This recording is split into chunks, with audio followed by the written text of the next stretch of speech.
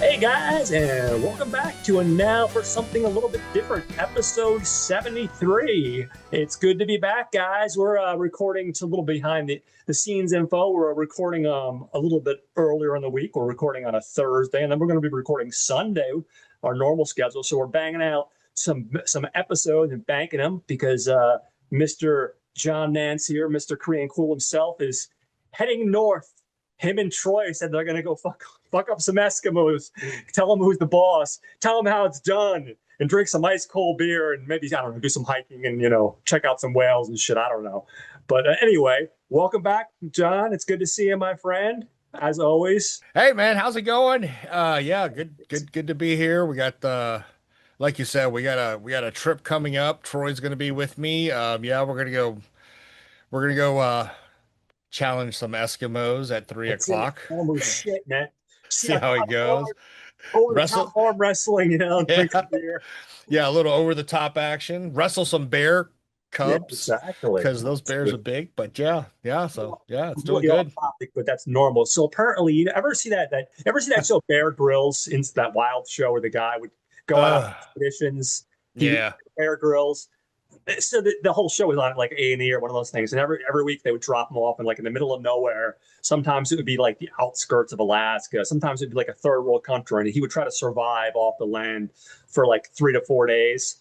Well, apparently it came out like everything else. We've all been told lies. It's fucking yeah, bullshit. yeah. Apparently, like him and the crew were eating at hotels on the weekend, and they were just faking everything. And I was like, man, god damn it.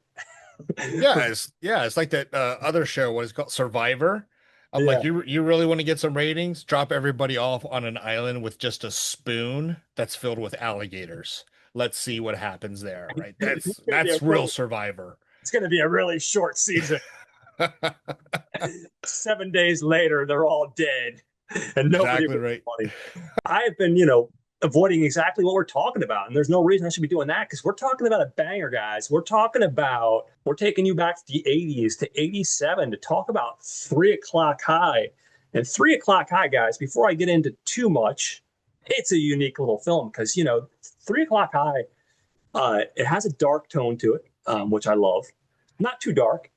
It's the more research I found out about it right off the get-go, it's a combination of being inspired by two different films. It was inspired by High Noon, which I admit I'm lazy. I still haven't seen High Noon. I really need to knock that one off my list. I don't What? know. I know it's I'm embarrassed. I really am. And then 3 O'Clock High and Scorsese's After Hours. If you've ever seen that, apparently in the interviews behind the scenes on the Blu-ray that Shout Factory put out, which by the way is awesome. He talks about like, hey, people give me a lot of credit for this film, but I don't know if they would think as highly of it if they realized how much I cribbed from After Hours. So yeah, there's some really interesting stuff, and as usual, John, I can't wait to get into it with you about all this information. I know we only recorded on Sunday, so I don't know if you had a chance to watch anything. I know you're a busy man. I watched a couple of little things, but not too much beyond the our current film, of course, that we're discussing. Yeah, I think the only other, yeah, it's been such busy time with the work week, of course, and just again preparing for the trip, and got family coming in from town. I really haven't sat down to watch much, so it's been kind of like mindless binging. And that would have been with Brooklyn Nine-Nine. Oh, that's Yeah, that's a good one. That's a good yeah, one. That's awesome. some of that, and probably gonna do another binge watch later on as we get closer to Squid Games Oh, okay. season two, part two, so yeah, we're stoked about that. That show's just amazing. The show's awesome. But yeah, Oh, I yeah, mean, no. outside of that, yeah, not a whole lot. Unfortunately, time is precious, and as you get older, folks, time goes quicker. It goes way too quick. Yeah. I'm going to be 51 in less than a month, and the 19th, and Whew. I literally blink my eye. I swear to God, John, I remember like my parents, like they shouldn't have, but like they threw this big surprise party when I hit 40. And like I didn't see it coming. I didn't expect it. It was nice, but I literally blinked my eye. I feel like I hit that milestone, Yeah. and now like last summer it was 50, and I was like, oh fuck, the world is coming to an end. It's 50. Yeah. For And now real. 51, I'm like, come on, what the fuck? I just turned Exactly. 50. But yes, to your point, time goes by so quickly. Yeah, It's literally, unfortunately. and the older you Unfortunately. get, the quicker it flies. Damn Uh, Skippy. I saw a couple things. I wanted to dive a little bit into Johanna's catalog. It's funny because a couple weeks ago when we were talking about The Gate, I talked about what I'd watched, which was another Phil Joanou film, which is Entropy. Um, Entropy. it came out in the 90s. Now, this one's really cool. Also, unfortunately, bombed, wasn't released very well. I already talked about it, but I found out a little more information, which I didn't realize when I talked about it when I was talking about The Gate. And that's that film is very much inspired by his experiences as a filmmaker, and in particular, a lot of bad experiences. Like because apparently Phil's had a lot of bad situations with problems with distributors, people telling him like, "Hey, you can't shoot this or you can't shoot that." Just a lot of like nonsense. I think one of the films he did with Richard Gere, I think the company was going bankrupt. There was just the guy spent through the ringer with like some of the films and like just having bad luck, despite the fact that he has some good films in his resume. So Yeah.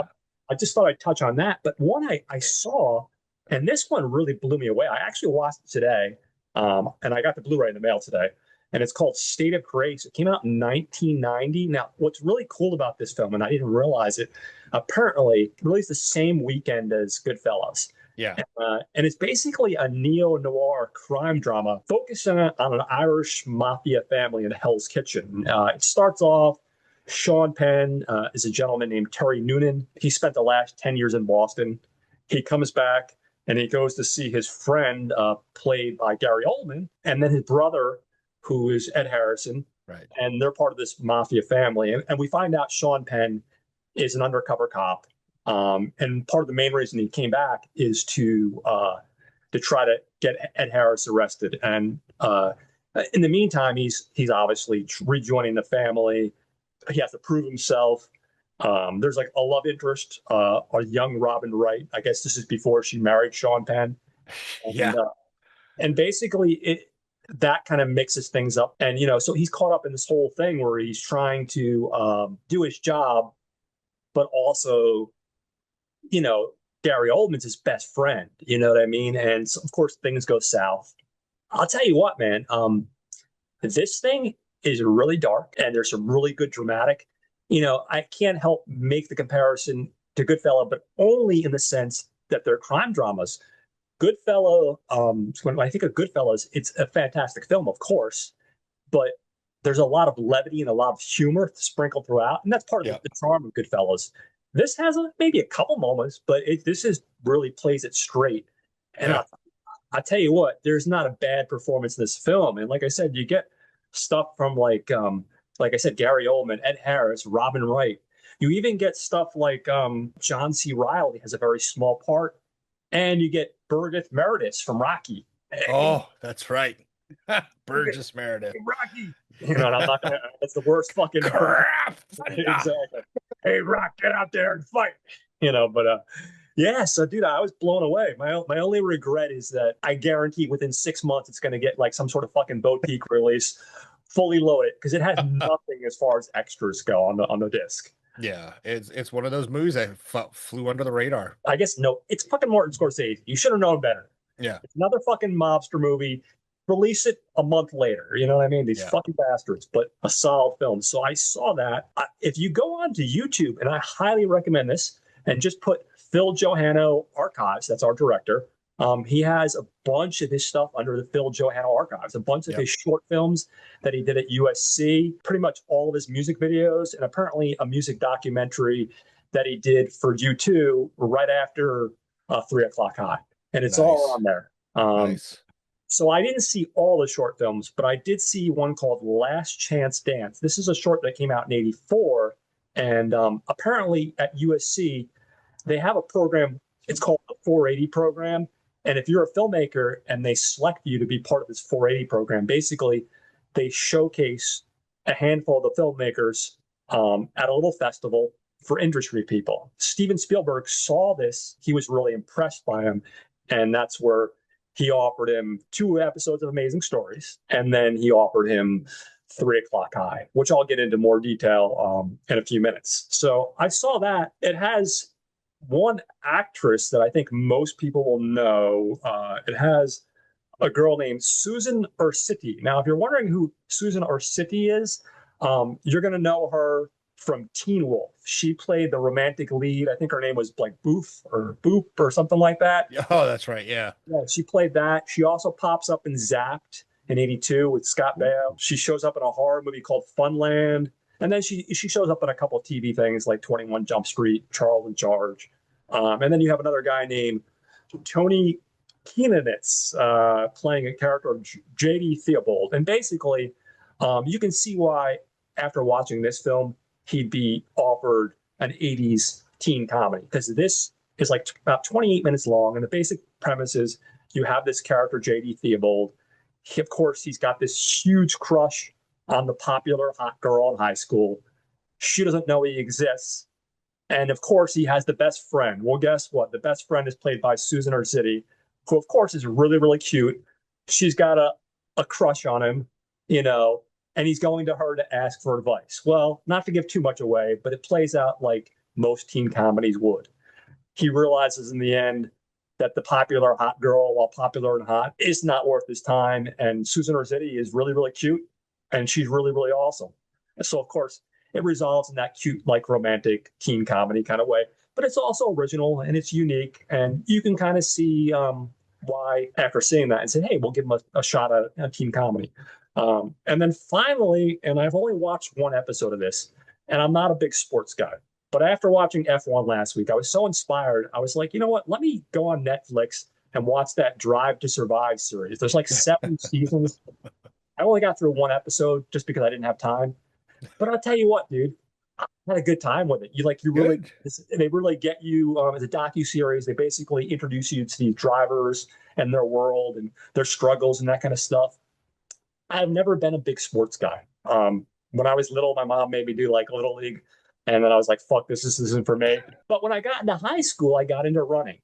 So I've always appreciated racing. And I think part of what I appreciate about racing, even as a runner, is it's an independent sport, but it's also a team sport at the same time. And if you're there, it's the most exciting thing in the world. It really is. So that's why, like, even though fucking Jose, you fucker, were giving me shit about Brad Pitt and my love for the racing movies, I will sit through every racing movie. I like Need for Speed. I watched Gran Turismo. Yes, I like the Tom Cruise one. I will sit through almost every racing movie, and I will admit that yes, the Fast and Furious movies are horrible. But let's be honest, they haven't been race movies for a long time. So, I don't really call them race movies. They're CGI. Let's go to the moon. Exactly. Apparently, did you hear the newest thing, dude? I can't believe these fucking people. Just let this fucking guy be dead. Apparently, the next movie, they're going to supposedly have Paul Walker. Now, the Fast 7, they could get away with it to some degree because they had shot all the dialogue scenes. So all they had to do was use his brothers and some CGI, and that was just for stunt scenes. So I get it. You wanted to finish up the movie. You probably had a couple $100 million invested in that movie. I get it. And then every movie since then, they've just been like, oh, well, Brian couldn't make it. He's babysitting the kids. That was literally in one of the movies. I think it was the 8th movie. That was like his wife showed up. But like, oh, yeah, he's a father now. And he has to babysit the kids. But the wife can show up and put her life in risk. Yeah, right. That makes absolutely no fucking sense. Yeah, I saw that and I was like, oh my God. The horrors of AI. Oh my Lord. Brian is your ride or die. From a story perspective, he's your ride or die, Vin. He would be there. Fuck his kids. He'd put them with a nanny and he'd be there risking his life. He wouldn't press pause. But anyway, that's me going off on a rant. That brings us to our actual film. So this came out in '87. It was shot for a budget of $5 million.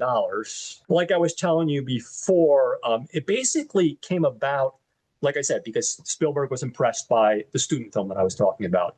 And because he was impressed, he's like, hey, let's throw this 80s movie at you. Apparently, from what I understand, they already had a script. He was offered the script. Apparently, he got a phone call from Spielberg, and he thought like it was one of his friends pulling his leg. once he realized it was Spielberg, he went in, he met with Spielberg. Obviously, he did the Amazing Story episodes, and then Spielberg's like, "Hey, I have this script that I think you'll like," and he read the script and he liked it, but initially, I think he was hesitant about doing it because at that time, let's face it, in the 80s, these teen comedies, they would just had that resurgence. It was that time. And that happens. If you look back at the history of film, you have these different periods where different films are popular. Now it's superheroes. Back in the 80s, there were just a shit ton of teen comedies. So he read the script, but he also realized it felt like it was like kind of like a John Hughes kind of clone. So he let Steve know. He's like, listen, I really appreciate you thinking about me, but I just don't know if it's for me. I feel like it's too similar to a John Hughes type film. So he turned it down. He went back home, and as he's lying in bed, he's thinking about it, and he's like, what did I do? I'm just some film kid that just had 2 episodes of Amazing Stories, and I just turned down Steven Spielberg. So the very next morning, he gets up at the crack of dawn at like 7 o'clock in the morning, and he races to the studio. And before Spielberg could even get in his office, he's right there, and he's like, "Steve, can we talk?" And he's like, "Yeah, well, are you okay? What's up?" And he's like, "I'm so sorry, man, but I thought about it, and I was crazy for turning this down." And basically, so Steve said, "Yeah, no problem at all. Well, of course, you can still have it." And he said, "Steve, the only thing I'm asking, if it's possible, is can we just do some changes to the script? We don't need to do a complete rewrite, but I just want it to be a little bit different than just a typical like John Hughes comedy, because that's the formula that's selling right now and is popular, but I want to put my own stamp on it." So the screenwriters still work with him, but they just retooled the script to kind of get it to a place where it had its own unique voice, which I think is good. Some interesting things about him. He believes heavily in the idea of planning ahead of time when it comes to his visual style of the film. And his thought philosophy was, if you're shooting page 100 on day 3, who's to say what's going to come before that in the movie if you're making it up as you go. He said, basically, I list every single shot before I get to set. I have this document, often 75 or 80 pages long, of every shot in cutting order. It takes me a few more weeks, and I don't do it on and off. I do it every day until I'm done. So he just has his own way of working, which a lot of filmmakers do. That way, when I go to sleep and I wake up with the movie in the head, he said, I'm trying to be cognizant of what I like to call the symphony. And like all symphonies, films have the rhythm. They have their low points, and then they have their builds, and then they have their crescendos, and then they come back down. He says every shot you do contributes to the rhythm, whether it's going to be slow motion or whether it's going to be a tight or a wide shot. These all affect the visual and emotional impact of the movie on the viewer. So, I mean, that makes sense. I think when I from like a perspective, like I've taken like a film theory class. I did like a little short years ago, and what he's saying makes absolute sense. You have to have like a system, because like you don't know when you're going to be shooting, like you said, page 100 of the script or page 3, and just having a map so that when you're making your film, you're organized and you can put the best product out there. I feel like. Yeah, absolutely. No, you got to have it's part of the auteur theory, right? You Yeah, have to you have absolutely. to you have to figure out how you're going to deliver your vision. He did the U2 documentary right after this, Rattle and Hum, the documentary, which came out in '88. He did the movie I just talked about, State of Grace, in 1990. Final Analysis in '92 with Richard Gere. That came out in '92. Heaven's Prisoners in '96. Entropy in '99. The Gridiron Gang in '06 with The Rock, which I think Yep. I saw once, but I don't remember it too distinctly. Yeah, Um, that's how most people are when they see it. It's like I saw it once. It's football, right? Yeah. Yeah, like it's like That's what, like I think it's like Inner Youth, like he goes in there and saves the day, kind of yeah, turns their yeah, life around. yeah, I mean, listen, if you're doing a couple indies that bombed and someone offers you an opportunity, sometimes you just grab at it just to get your name out in the limelight again. So yeah. I'm not going to judge them too harshly. I do understand it. And then we get stuff like The Punisher, Dirty Laundry in 2012, the short film, which is awesome. And Yeah, we gotta take a pause on that, right? Because I didn't know that existed for the longest time. Folks who are fans of Thomas Jane, which I am, because gotta represent. He's Absolutely. born and raised in Baltimore, folks. Baltimore, Maryland. And I loved him in his version of the Punisher. To see that he came got together with Ron Perlman and Phil to make this fan film. Holy crap, man, that thing was awesome.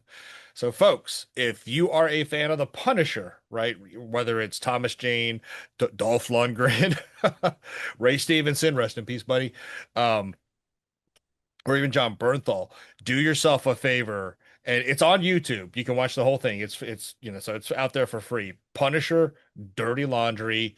You'll thank yourself for it later. Yeah, no, I mean that movie I love, dude, and it's weird because that movie gets criticized, but honestly, I think that it gets unfairly criticized. I think the things that get criticized are primarily not Jane, but Travolta, because Travolta is really playing the part so over the top.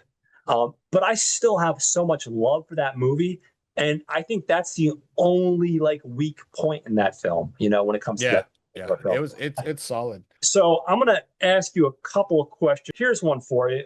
If this movie opened up today, do you think it would still resonate with people, in particular teenagers? So, like, I don't know how it was when you went to school. When I went to school, like, because even though I was a teenager in the 90s, I was more a kid in the 80s. You still did have like the cliques, the jocks, the nerds, and stuff like that. I feel like now you could be the all-star quarterback and still play Pokemon, or you know what I mean, or read comic Yeah. books. That's the kind of shit. Like if you told me that like the quarterback's playing video games or playing Dungeons and Dragons, I would have looked at you like you had three heads if you would have told me that like when I went to high school. But now it's like weird. I feel like there's that cross intersection where it doesn't matter. And I think part of that is because so many things have become popular in culture, like superhero movies, like D&D is much more mainstream, Yeah. comic books is more mainstream. All these like things that like you would be ostracized as a nerd, and people would look at like you're an alien back in the day. Now that's become such more of a thing. If this film, do you think would still resonate with a today's audience? With No, no. That's kind of an easy answer, unfortunately. I'd have to say no. The 80s and part of the early 90s were a lot of the cool stuff was coming out, right? And it was a lot of the pop culture stuff. Nowadays, if you were to think even just the last 20 years, right? This little thing called the interwebs, the World Wide Webs, kind of opened up the world to a lot of folks with different things, right? So, again, back in the 80s and 90s, we didn't have that stuff, right? We just had those friends or yeah, unfortunately we did. We had those cliques where, we had those mutual interests or those mutual bonds or introduced to something like, oh my gosh, hey, that's cool. I'll try that. Right. And then you had other folks, and that's the reason why the cliques existed, right? Is they didn't really understand or they didn't see themselves as, cool enough to, because, back then, and that's how it kind of was like marketed too, right? It's like, this is what the cool people are doing. And if you're doing something that's not cool, you got to be a nerd or there's something wrong with you. oh, So with today's generation, the way they're just everything's opened up, like you said, there's just, you know, um, I mean, look at us, right? Two old guys, but we still love video games, comic books, movies, all kinds of crazy stuff. So it's just a different, I think an era that could have been is now gone. The World Wide Web has just kind of tore down a lot of different barriers to what kind of helped create those clicks or kept those clicks going. Does that make sense? yeah, no, absolutely. Fifth grade, we were supposed to do a presentation, a 10-minute presentation about something that you love. I remember getting up there, I had the comic books, and I had like a chart, showing a comic book at mint condition, near mint, fine, very fine, bad, and in basically talking about comic books and collecting them as a hobby. And I got to the part where you could ask questions, and I said, "Does anyone have any questions?" And one person asked me, "Why do you collect comic books?" I said to that kid, "Well, you like football. Why do you watch football?" Yeah. And he just got like this dumbfounded look on his face because really that question answered his question. You know what I Yeah. mean? Like, Yeah. you know what I mean? But that's just the way it was back when we were kids. You know what I Yeah. mean? Yeah. If you could ask any character in this film a question, not the actor, but a character, would you have a question for any character, and what would that be? Oh, yeah, that's actually easy for this movie, 3 o'clock hike. Hey, Franny, um, I heard you were supposed to bond with Jerry and you frigid it out. Why are you so frigid? I love it. I love it. That's So it. so mine's equally in the same vein, but with a different character. So mine would be, hey, Miss Farmer, do you offer private tutoring? And for those that haven't seen it, when we get into the script, you'll know this that'll make a lot more sense. Writers, we have two different guys primarily. We have a guy named Richard Christian Matheson. He started off his career doing a lot of television, in particular, The Incredible Hulk, Three's Company, BJ and the Bear, Love that show. writer. What's that? Love BJ and the Bear. You know, you can never go wrong with the BJ, as they say. Oh, here we As long as it's not from a bear, you're in good shape. Hello. Knight Rider, A-Team. I mean, he was an 80s staple, this guy. Amazing Stories, Masters of Horror later on. So there's a later writing credit. And then we have a guy named Tom Zalusi, also did a ton of TV, basically almost the same stuff. The only difference is I think he also has the Beastmaster TV series thrown into the Yeah. mix.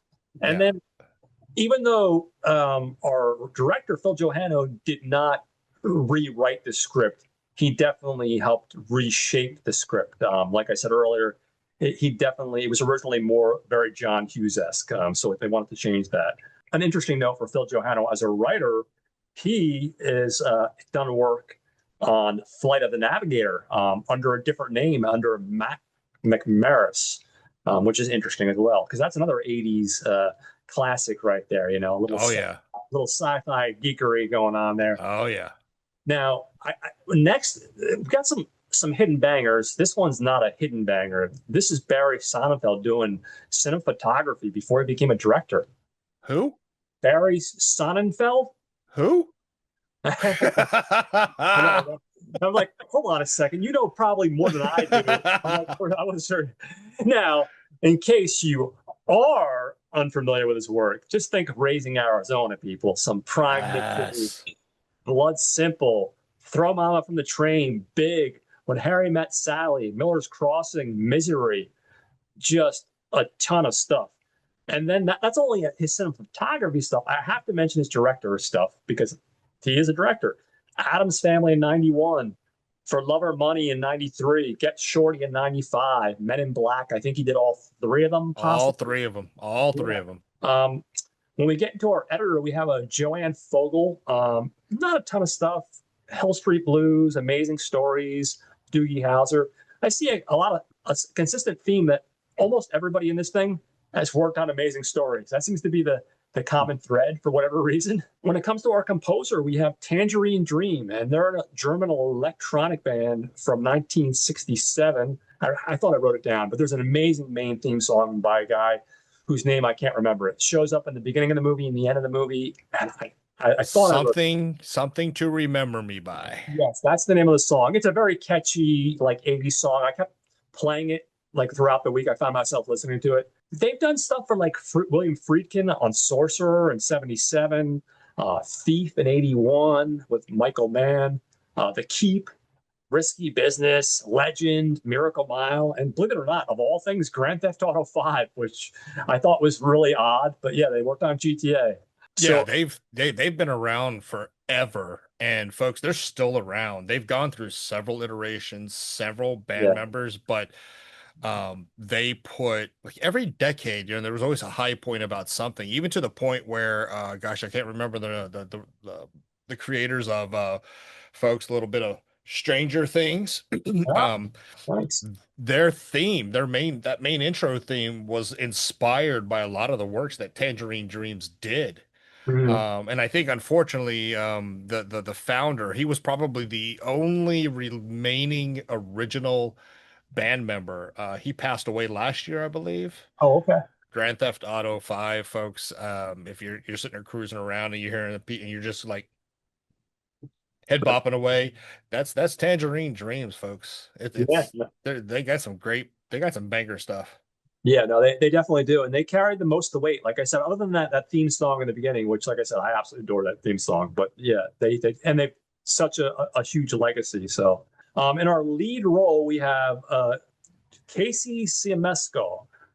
He's playing Jerry Mitchell, and he comes from Chicago, Illinois. He had done before this a film called Class in '83, Secret Admirer in '85. Of course, again, we've got to talk about Amazing Stories. Amazing Stories, another one that did one of those. He apparently pops up in Stand By Me in '86, Biloxi Blues in '88. Now, this is weird because I had never heard of this. I mean, obviously, I know Back to the Future. He's in Back to the Future, but Back to the Future 3D? I know, did they have a Back to the Future 3D by you? Because by me, they only have regular Back to the Future. It's listed on our Internet Movie Database as Back to the Future 3D. I think he's in the second and the third one too. I guess those Oh, are. no. That I think that was his character name, 3D, because remember he always had the red and Oh, blue okay, okay. glasses. I thought I was like, because I know they did have a couple of 3D movies in the '80s. It Yeah. wasn't 3D wasn't quite what it is now, but I'm like, Back to the Future 3D. I would have definitely ponied up a little extra cash for Yeah, that. yeah, You and know? that was I think yeah, I'm pretty sure that was his character name because of the glasses. But step back. I mean, I don't know if you remember, did you ever watch Amazing Stories as it aired? I don't have a lot of. I mean, I remember catching episodes here and there, but it wasn't something that I probably watched weekly, just because I think we only had the one TV, and it was kind of like I had several siblings, Uh, mom and dad, so everybody was trying to vie for who's going to get to watch what and where. You know what I mean? We didn't have like multiple TVs, so. yeah, so I got to talk about it because I remember when that series came on, and as my brother and I, we loved that series. My father, he would watch some of them, but the episode that he did, Mhm. it's called The Mission. Okay. So, and basically in that episode, right, it's a I want to say a B-52 bomber, the ones that had the belly gunners, they climbed that little bell and they did around a little turret. Well, Mhm. the whole premise is, he's actually a cartoonist who signed up, who got into the war. They go to do their mission, and unfortunately, the plane takes a lot of heavy damage to the point where the ball turret like gets stuck. He can't get out, Oh no. and they lost their landing gear.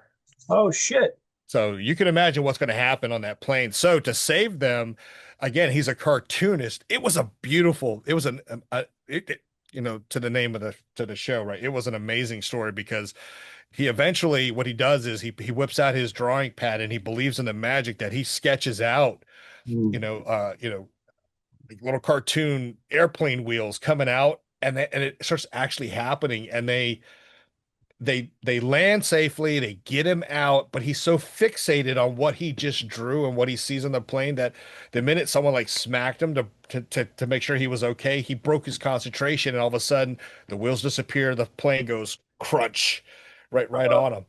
And that episode was so well done, so well directed. I think that was Phil Joanou directed that episode, right? Okay. Um, it got nominated for was it Golden Globe or Emmy or something, but it won an award for I think the writing on that story, and if I remember correctly, the cinematography on it. It was one of those things that after I saw that, and then of course I saw him in 3 O'Clock High, I was like, oh, here we go. This is gonna be awesome. No, Sorry, I had to absolutely. throw that out there. No, it's funny because after I was reading the credits and I kept on seeing amazing stories pop up, like literally almost everybody involved was amazing stories at some point. I went on Amazon. I almost bit the bullet and bought it because it was like I think it was like 55 or 60 for the entire series. But the thing was, it was only DVD. It was 55 or 60. So I'm like going back and forth. Do I want to spend 55, 60 on a DVD set? No. They're going to eventually do a Blu-ray set. Like who knows? But it's one of those things. If it was streaming, I would definitely watch it. Yeah, there was that series actually lives up to its billing, right? It Yeah. had a lot of great episodes. I mean, Thank there's you. just so much. But I'm sorry. Continue. So he also popped up in Young Guns. The one I remember the most, and I love this movie. Gary Sinise directed his interpretation of Mice and Men in '92, Ooh. and he got John Malkovich killing it because John Malkovich always killed it. You have Gary Sinise, and you have him. He's playing the role of Curly. Now, if anyone's ever familiar with the book or if they've ever seen any version of the movie before, Curly is just a motherfucker. Yeah, he's the mean son of a bitch. And he's just a mean son of a bitch, like you said. Yeah. He also pops up in a show called Billions, which is a more recent credit. I've never seen it. And talk about video games. Everybody loves Rockstar apparently because he was in Red Dead Redemption 2 in 2018. He does one of the voices for one of the characters. Yep. Rounding out the cast, we have playing his sister Bree Mitchell, Stacy Glick. Now, I found some interesting stuff when I was doing my research. Apparently, this character was very much modeled after his own sister, a very kind of like really nice girl, but very witty, smart. You know what I mean? Always rooting for Big Brother, you know. Yeah. And it was very much, he modeled it after his own sister, which I thought was very sweet, you know. She, unfortunately, which is quite sad, she didn't do a ton. She did a show called Search for Tomorrow, did 99 episodes. That was back in 82 to 83. Brighton Beach Memoirs in 86. Something called The Benneker Gang in 84. And The Day the Loving Stopped, a TV movie in 81. And I won't make a really bad joke there. Yeah, I must plead the fifth. The Day the Loving Stopped. Yeah, plead the fifth. That one alone. It's interesting. She did a great job in this. And like it's hard to find anything done. So, hopefully she's still out there doing what she's doing that makes her happy. It's cool stuff. She was really good. Yeah, no, absolutely. I think everybody really works effectively. Even the characters that only have like little roles, like, they really do well. Playing the role of the girlfriend, Anne Ryan, we have an actress name. She's playing the role of Franny Perrins. And I've sub little quotations, gothic love interest. She's not really a goth. They say like, basically like in the beginning of the movie, she's like, the sister makes a joke about how each month she changes up her personality, like her identity of what she's going to be. Yeah. I remember a kid I went to high school with, nice guy. He was a freshman when I was like a junior. And it was funny because like 1 month he would show up and he'd be like dressed up like a rapper. And the next month he'd be like the alternative kid. And no, there's nothing wrong with listening to different types of music. I just always thought it was funny that like he like took it hardcore and went with like whatever the style of whatever it was. And like he didn't just listen to music. Like if it was punk rock month, he would have the mohawk. You know what I mean? So that's awesome. She actually also doesn't have a ton, but she has a couple bangers, man. She has Lucas in '86 where she made her debut. No, I think it was Corey Haim. Yeah, that's right. Yeah, so she did that, and then in the same year, she also popped up in Ferris Bueller's Day Off. So not a bad year, '86 for her. And then movie called The Last Bus Home in '97, which I'm not familiar with at all. We rounded out the family members and the girlfriends, and now it's time to get to the big bad boy, Richard Tyson playing Buddy Revell. And like put in quotes, the silent badass looking to fight. Now, this guy's another one that had an interesting amount of credits that I did not expect. Oh, yeah. He pops up in stuff like Kindergarten Cop in 1990, Kingpin in '96. He played, I guess, this guy that works in a gun store. Yeah. Something About Mary. Battlefield Earth, Me, Myself, and Irene, and even pops in like more serious fare like Black Hawk Down in 2001. So it was kind of interesting to see him pop up in these different roles because I'd never seen him before, and I didn't realize he had such a diverse little resume there. Yeah, I mean, having seen him, I was always excited to see when he would pop up in another movie, like you said, in Kindergarten Cop, totally, believe it or not, Arnold Schwarzenegger was the bad guy in that movie because Richard Tyson's character, he was just a loving father who wanted to see his kid and he was being denied. So F you, Arnold. Damn you, Arnold. Yeah, and then, like I said, he's here and there in all these different films. Hey, fans of Sammo Hung, he actually appeared on the episode with Martial Law. Freaking awesome. Freaking awesome. Cool. And I will tell you what, from a guy who, and this is from an interview that he did a long time ago, from a guy who was living in his truck. Yeah. He was the definition of a poor man's actor, right? Mm-hmm. To start off the way he did, to end up in a Ridley Scott film, Black Hawk Down. Yeah. He had one of the most badass scenes and a lot of damn near every most modern war movies, and for folks, I'm gonna frame it for you, right? This is where the first Black Hawk went down at that crash site, right? And he's one of the supporting snipers, and he's laying covering fire, right? And then all of a sudden, boom, he takes a round in his right arm. Instead of like yelling out in pain, he goes, he flinches, but instead of like taking cover, what's he do? He changes stances and he starts shooting left-handed until he takes another round. I mean, one of the most badass scenes ever. Richard Tyson is he's one of those guys that and we'll talk about it in the movie, but seeing how fierce of a person that he can be to Mhm. actually how funny he can be and how down to earth he can be, he's one of those rare actors that you're like, man, I wish he had more top billing stuff. I love Richard Tyson. No relation to Mike Tyson, folks. Don't even ask. But it's man, I think he's awesome. I think he's cool as hell. My Yeah, take. and again, we'll get into it a little more later. But what I think is interesting is when we talk about the script, we'll get into it more. But I'll just make note of it. In this particular role, it's like the silent badass. Don't fuck with me. I'm the new kid in town, and I just want to be left the fuck alone. That thing is so easy to give a flat performance to and not like have some gravity to the performance. People think like a role like that, you think it's not that difficult. You give them the black leather jacket, the jeans, just tell them to act with an attitude. But there's actually a lot more gravity if you're going to do it and do it convincingly. And he does such a great job of Yeah. taking this role and not just making it this one dimensional character because Yeah. it would be so easy to just make it like this typical one-dimensional character with no depth to it. There's actually some interesting points, like I said, when we get in the script more, I'll talk about. So yeah, so that's our main bad guy. Now the next guy, normally I wouldn't talk about this kind of character only because they're in it for a blip. It's the role of the hall monitor. And the only reason I talk about the role of the hall monitor is because it's a young guy named Paul Feig. Now, Paul Feig, if you guys are scratching your head going, John, why are you talking about the hall monitor? Who the hell is Paul Feig? Okay, first of all, I'll start off with his acting credits. Didn't do a ton of stuff, but he's been in stuff like That Thing You Do with Tom Hanks directed, Heavyweights, Ski Patrol, Zombie High, stuff like that as an actor. But what makes things interesting is if you look at his directing career, you guys definitely are going to know this guy. He did Bridesmaids in 2011, which was a runaway hit.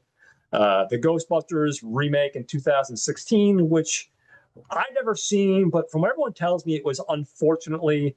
Uh, John's like, don't see it. I haven't seen it. I've heard mixed. Some people say people didn't give it a fair chance because it was women. Some people say it was horrible. I don't know, but had a lot of big actors on it. He did A Simple Favor in 2018, Last Christmas in 2019, a film called Jackpot, which came out in 2024. And apparently he did a sequel to that Simple Favor movie, and I think that also came out Yeah. this year as well. Yeah. And he also produced what I thought was a very, very amazing tribute to Charles M. Schulz. What was it 2014, 2015's The Peanuts movie? Oh, okay. Oh, is that Uh, the animated one? yeah, that's the Yeah, yeah. animated like 3D, CGI, whatever. I loved it. I thought it was amazing. So, I yeah. grew up watching He those. made up for he made up for Ghostbusters. Let's just say it. I remember as a kid growing up watching all those animated peanut specials we get every Yeah. year. You get the one with the camping, the race, the racing down the river Yeah. one, and the Christmas one, and the great pumpkin Great Charlie Pumpkin. on Halloween one. So Although the best one was Bon Voyage Charlie Brown. That was where he goes to France. That's awesome. oh, nice. Uh, I think you gotta check. I've seen that one. Oh, I'll have to put that one on. Oh, oh, moral imperative. Watch it. Next, we have another guy that you guys are definitely going to know for one thing in particular, but a bunch of stuff. We have a guy named Jeffrey Tambor. He's playing one of the teachers, Mr. Rice. Now, the biggest thing I know him from is the one that made me almost piss myself every time I watched an episode, and that's Arrested Development. Yep. He Arrested Development. he played the father. I mean, everybody in that movie was fantastic. But then he pops up in stuff like Mr. Mom early on in his career in '83, Hill Street Blues. He pops up in Something About Mary, Malibu's Most Wanted, a Euro Trip, Hellboy, and the Hellboy sequel, the one that Guillermo del Toro did. Yep. He pops up there, and he even pops up in The Hangover. So and obviously this guy has a much bigger resume than the films I just listed, but I Yeah. don't want to spend an hour talking about his entire resume. Right. Well, let me just throw in one Yeah, more yeah, of movie course. because it just recently came out, the sequel, The Accountant 2. Oh yes, He yes. was in the first Accountant movie, where he plays he's the convicted criminal who teaches our hero everything about forensic, was it forensic accounting? Mm. So yeah, it was amazing to see him there. But yeah, yeah, The Hangover, yeah, Arrested Development, yeah, he's got an impressive resume. Also talking about the people that run the school, we got to talk about Mr. John P. Ryan. John P. Ryan, who's playing Mr. O'Rourke, the no nonsense school principal. And this guy also, when I looked at his career, I mean, I didn't recognize him right away, but he pops up in a bunch of. I know. I'm ashamed. I know. I didn't. I was like John P. Ryan. I don't know what John P. Ryan is. But then I look at his credits, right? And you got obviously Runaway Train in '85. You got Class of '99 and '90. You got Bound in '96. Mask of the Phantasm. There you go. Yeah, And then if you voiceover go there. early on in his career, you got stuff like Five Easy Pieces with Jack Nicholson and It's Alive. You got Breathless with Richard It's Gere, alive. the right stuff. He definitely has a little banger of a Oh, dude, you gotta account it for him in what's the one with Future World, oh yes, yes, yes, of course. and for us martial arts fans, the best of the best. Now another one, I almost forgot this one, and I was like, I should I even bother to mention it because it's such a small part. Like it's like literally like 5 seconds in the beginning of the movie, 5 seconds at the end, but it is relevant. We have a young lady named Yardley Smith. Now, if you know Yardley Smith, you know her from the voice of Lisa Simpson on The Simpsons. She plays a cheerleader in this movie. Also, the one thing that I remember her from, because I love this show, because it was such a unique concept and such a goofy show, Herman's Head. And for people that wondering what Herman's Head is, it's basically this guy who is working at this office, and inside his head, he has all the different emotions that are controlling his brain, and they're all like having you have the anger guy, and you have the sympathetic guy, and you have the emotional, and they're all like warring inside his head as he's trying to live his daily life. It was a really, I thought it was a unique concept at the time, and then of course years later we get those two movies, what Inside Out, Inside Out, yep, is 1 and 2. basically the premise of that, but inside an animated kids movie, Yep. effectively. She also did stuff like City Slickers and stuff like that. But I think most people will at least recognize her voice as Lisa Simpson. That's the big one. And And if you have somehow never watched The Simpsons, but you have watched Maximum Overdrive, yeah, she's the newlywed that you kind of go, please, Mr. 18 Wheeler, take her. Please, Mr. 18 Wheeler, take her. Take her now. Help. be done with it. Take her away. Also talking about the staff with our English teacher, Miss Farmer, we have Caitlin O'Herney, the hot English teacher. She hasn't have a huge career, which kind of surprises me because she's a smoke shell. I mean, she's a hot tamale in this one. Uh, Silver Spoons, something called Wolfen in '81, a horror film. Oh, yeah, good movie. Spencer for Hire pops up in Alien Nation and Night of the Wolf in 2014. So not a huge career, but she's great in the part in this film, which I'll get Oh, yeah. into. Playing the girl that Jerry's in love with, we have Lisa Morrow playing the role of Karen Clark. She's mostly known for Dynasty. She did 10 episodes of that. And then she also did a show called Crime Story. She only did like one episode. But beyond that, I think she only has like two or maybe three credits total. Not a Yeah. lot. She kind of disappeared off the limelight. Yeah, last I caught up with her because I had a crush on her after I saw this movie. I don't know if she still is, but apparently she became a realtor in Florida. Oh, okay. Yeah, so Nice. Well, now when we get to our next character, I'm not going to even give the formal name. I'm going to give him a nickname they used. We got Mitch Pileggi, and Skinner. he's playing the role of the Duker. And if you're wondering what the Duker is, it sounds kind of dirty, but no, we're not going there. I mean, we could go there, but we're not. No, He's no. playing the school security guard, and he's like your typical like school security guard. He's like one of these guys that thinks he's like a fucking secret agent or a cop. Like he's got that badass attitude. Yeah. You know, He's the security guard that shaved his head because back then if you were bald you were a badass.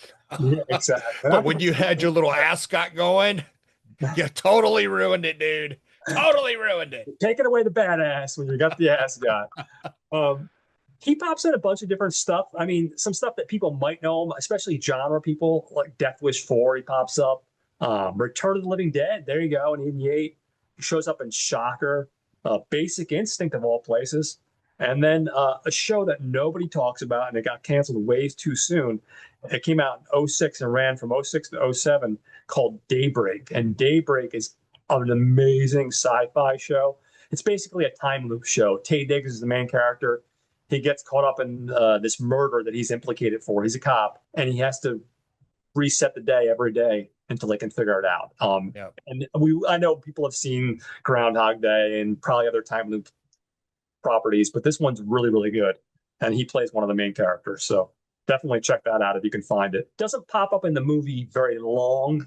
He's only in it for a short period, but he's a national treasure when we think of actors. And that's Philip Baker Hall. And Philip Baker Hall is playing Detective Mullaville. Now, if you're going, who's Philip Baker Hall? Well, shame, shame, shame on you, because this guy has been in a ton of bangers. We got stuff like Midnight Run, Ghostbusters 2, Say Anything, Hard Eight, The Rock, Boogie Nights, Air Force One, Dogville, and even more recently, stuff like Argo, in 2012. So now playing the role of the best friend. Well, hold on. I'm sorry. I got to take a pause because we got to go back. First, Yeah, finishing up with Philip Baker Hall, retired Army. Whoop. Oh, there you go. Nice. And he was, I think, like you said, you see him, Sum of All Fears, The Rock, like you said, you see him, you will understand, exactly why they throw him in a lot of roles where he's got to be a no nonsense hard ass. Yeah. All right. Now I apologize, but I got to go back one more back to Mitch Pileggi. I can't believe you forgot one of the biggest shows, Damn The me. X-Files. Oh, shit. I'm sorry. Was he a series regular, or did he pop like up on like an episode? He was a series regular. He was the character Skinner. I'm sorry, I had to put those two out there, right? Oh, definitely. I was one of those people that it's not that I disliked X-Files, but I think at the time it was one of those shows that I only caught like an episode here, an episode there. So Okay. I never got fully engulfed in the cult that is the X-Files. But that's one of those shows, man. It has lived on, the legacy of that show, and people absolutely adore that show. Absolutely. And the episodes that I did see, by the way, I loved. They were really good. Moving on, in a small role, supporting cast, we have Jonathan Wise. Now, Jonathan Wise plays Vincent Costello. He's the friend of Jerry. You might remember him from Soul Man in '86, and then something TV called Frankenstein, the college years. I was like, that's such an oddball TV. It's a TV movie, but just by the title alone, I'm like, I gotta find Frankenstein, the college years, because I'm just curious about the concept of Frankenstein going to college. It ain't a good one, but it's I'll just leave it at that. I'm a sucker for bad ideas. So even if they're really poorly executed, I just like, I want to see what you're doing with this. You've just piqued my curiosity. So when we get to the script, I think it's fun. We're introduced to Jerry Mitchell. He basically, his sister Bree comes into the room and she's like, "Don't you got to open up the school store at 7?"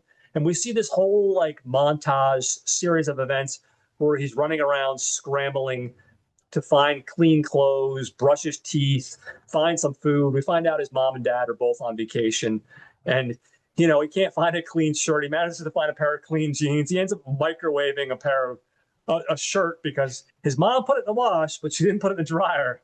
And while he's microwaving the shirt, he also puts a Pop-Tart in the microwave with the shirt.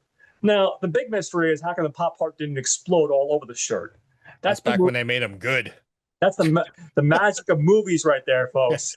Because you're suspending disbelief, because I have the kind of luck where that Pop-Tart would have exploded all over the shirt, and I would have been right back at square one. Well, I think back then they only made one flavor, right? Which was like cherry. So yeah. So as long as you're wearing a red shirt, you would have been fine. So we basically, see him. He's racing out the door. His sister throws him the keys. He's driving the car, and as he's driving the car, he's brushing his teeth. we see his sister give him a Pepsi to gargle the toothpaste and spit it out the window. Such a great we have such a great opening, and we get that pop song that I was telling you about in the beginning, which is just wonderful playing over this. We see him pick up his friend, quote unquote, even though later on that will be different, Franny. And Franny is dressed in her goth mode. Her sister, by the way, backtrack for just a second. The sister mentions about how Franny's awesome, but basically every month she's got a different phase she's going through. She's dressed in a different way. She's trying to make conversation with Jerry, and she very clearly has an obvious crush on him. They've been friends, and we get the impression that Jerry doesn't he's not aware of her in that way, you know. And at one point she's like, hey, you know, like, do you want to go do something over the weekend? And the sister kind of gives him the like that side eye, like, you know, and then she kind of like backs up because she's like, I'm not going to do this here with the sister there. So but Jerry's not thinking about that. He's thinking about being late to work. And we have this moment where he's rushing to get to school, and all of a sudden we see his teenage crush, the popular girl Karen, and we see him, and he has that moment where he looks over in the car and he's not paying attention, and he runs a red light and almost like zigzags off the road. And when I saw that, for me, like instantly, I was like, okay, Jerry's not really a nerd. He's more of an everyman. I mean, maybe a little bit nerdy, but I think everyman. And instantly, I thought of, even though he's a prick in real life, I think of Chevy Chase, because literally, I think in almost every vacation movie, there was a moment where Chevy Chase was distracted by some hot young blonde brunette, and I think all the movies except for the Christmas movie, he almost gets in a car accident because of it. Oh yeah. I think in the Christmas movie, he's like they still have a moment, but it's like a lady that's trying to sell like jewelry or something, and he flirts with her, and of course Russ comes in and interrupts things. But the other movies, there's almost a car accident in every movie because he's in that same scenario where he almost, you know, gets in a car accident because of that. So that's like our opening sequence essentially. He picks up his friend, he gets to school, and they're walking in the school grounds. And like I said, we have that great theme song. And what's interesting about this is everybody's talking about this new kid that's going to be showing up today. They're all gossiping, and they're all like different stories. Like, did you hear about Buddy Revell? Yeah, he's that kid that got thrown out of like 6 schools. And like one of them's like, oh yeah, he got arrested for beating up the principal. And the other's like, no, I already stabbed his football coach. Like, there's all these like, Yeah. like teenage like gossip stories. The high school gossip. Then basically from there, we get Jerry. He finally goes to the school store. He opens it up, and he's talking with his sister, and they're talking about this Buddy Revell character and what a badass he is. We're introduced to his friend Vincent, who's, you know, and then his crush Karen comes in, and she's like, can I get a pencil? And he's like, oh yeah, we just got these new special pencils in. And he's like, they do this, that, and I don't know these exact details, but he's like, they do this, that, and the other thing. They're pretty awesome. And she's like, I don't care. Just give me a pencil, you know? So he awkwardly like tried to do the transaction on the register. She gives him like a $5 bill, and for whatever reason, it shuts, and he's not able to get the register open. He's sitting there fumbling, and you know, it's that awkward moment when you're with someone that you're heavily crushing on, and you just can't put together a word or a sentence or do anything right. And at a certain point, she's just like, don't worry about it. I'll get it later on. And then in our next scene, we see him go to his first class, which is at the school newspaper. We find out he is a writer for the school newspaper. His buddy Vincent and the school teacher of the journalism class suggests that he write an article about this new kid, Buddy Revell. He's not overly thrilled about it, but I guess he figures like, hey, I got to do it, you know? So he goes into the bathroom, and of course, who's there but the guy dressed in black leather jacket, the jeans. He's got the 80s, like long hair, mullet kind of thing going on. He looks like the guy that you don't want to fuck with. Jerry, by the way, he can't be any taller than like 5'5". I want to say this guy, if I were to guess, he's probably 6'2", 6'3". Again, he looks like the badass, but In an awkward moment, he introduces himself and he goes to like, he's like, "Hey, are you Betty Revell?" And he goes to like shake his hand, and the guy's like, "Are you?" And I apologize for modern times. And back in the day, sometimes they used things that were not politically correct. But he goes to the guy and he says, "But he's like, are you some sort of fag or something?" Because think about it. You're taking a piss. You're over here in the urinal. The guy is over here, and some guy goes to like fucking shake your hand. It's like there's certain faux pas that you don't do. Like when you're in a urinal and you're next to somebody else, if you want to have a conversation, I don't even do that. But if you want to have a conversation with a complete stranger or whatever, a little bit weird, but hey, that's your bag. That's your bag. But you don't reach out your hand to shake hands with somebody with a fucking taking a piss. No. That's just one of Dude those. rules. Dude It's rules. Do new not do rule, it. new rules 101. So Buddy Revell, like I said, he's like, dude, are you some sort of like what is your fucking prop? Basically. Of course, that rubs him the wrong way. Buddy racks violently, and he says, "I don't like to be." And then he makes it worse because he goes to grab him on the shoulder. He touches him. He's like, "Oh, I'm so sorry." He's like, "The only reason I'm approaching you is because I work for the school newspaper, and they want me to write a little piece about you." He said, "It's not a big deal. It's just some sort of stupid little thing for the article." And he's like, "Oh, so you think I'm like some sort of stupid little thing to write about?" And then Buddy launches into this little tirade. He's like, "There's two things you should know. Number one, I don't like people talking about me. And number two, never touch me." You know. So he's laying out, he's like, "I'm a motherfucker and you're a little pipsqueak." And Jerry tries to explain the situation. He's like, "Oh, I'm really sorry. I don't have to write anything. Like I said, it's just some stupid little article. I don't have to do anything." But at this point, Buddy's pissed off, and he basically just grabs him and throws him on the floor. He's like, "That's it. You've gotten under my skin, and we're fighting. I want to see you at 3 o'clock in the school parking lot, and you better be there." And he says, "If you try taking off or reporting things are only going to get a lot worse." We're at the beginning of the first act, only a couple minutes, but what are your thoughts as you're watching all this go down from the beginning to the intro, all the way up to this? And like, what are you thinking as a viewer? Yeah, when I first saw this and I'm watching it, it's like, oh God, this little nerd, what the hell's gonna happen? And I guess it kind of like caught my attention. Like you said, he's brushing his teeth while driving, and then he's rinsing out with some soda and spitting it out. And he's like, "Thanks," and she takes it back to drink out of it. What? Are you kidding me? And then yeah, we get to see Karen in her. Yeah, she's awesome. Um, but then the fascinating part, when it does the ground to air shot of the school clock, um, and then you start hearing all the different um, high school gossipers. Like Yeah. you say, I think he's supposed to be a total psycho. Yeah. And oh yeah, he got sent there and he trashed the dudes all at the same time. Yeah. Totally righteous. You're like, damn, who the hell's this guy gonna be? And then the shot's great because I can't. What was it? What did he drive? Like a Chevy Nova, I think it was. But you hear like the muscle car engine roar, and then you see him get out. No upholstery, no side paneling. It's just like it's what you would expect because once they pan up and show you who Buddy Tyson or not Buddy Revell's supposed to be, you're like, oh, this ain't gonna be good.